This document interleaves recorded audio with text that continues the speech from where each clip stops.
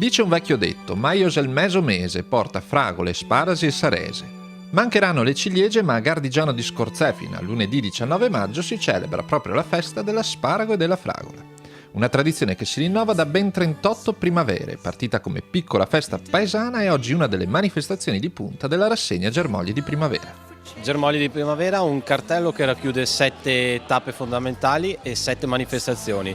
L'asparago è il prodotto principale, qui siamo a Gardigiano di Scorzè, asparago e fragola, un connubio che per questo periodo è il fiore all'occhiello. Grande protagonista dell'evento è l'asparago, primizia che la Proloco di Scorzè dal 1995 abbina all'altra delizia di stagione, la fragola appunto. Un matrimonio perfetto tra frutti spontanei di primavera esaltato nel ricco ricettario che ispira l'offerta gastronomica della festa.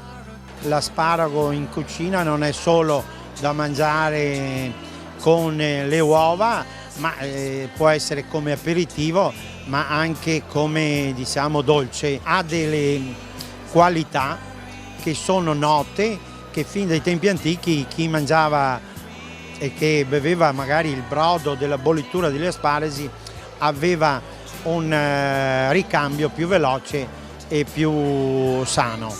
Primizia del palato ma anche della tradizione. L'asparago è il testimone di una lunga storia sia in questo territorio dove la festa di Gardigiano ha precorso altre importanti manifestazioni come quella del radicchio di Rio San Martino e del Biso di Peseggia, sia in generale nella storia dell'umanità dove all'asparago vengono attribuite origini antichissime, come spiega un interessante lavoro dello studioso Emanuele Bellò, pubblicato a cura della Proloco di Scorzè. Primizia in doppio senso, perché sono i primi frutti della stagione, però anche sono i primi frutti che l'uomo ha mangiato. Quando ha cominciato a scoprire la terra, l'uomo si è nutrito di fragole e di fragole, che erano appunto frutti spontanei del bosco.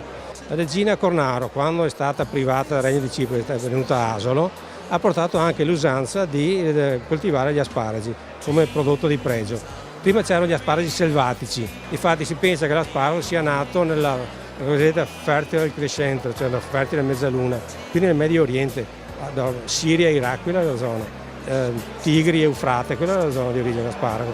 E si dice che fosse il frutto del paradiso terrestre, l'unico che c'è nel paradiso terrestre.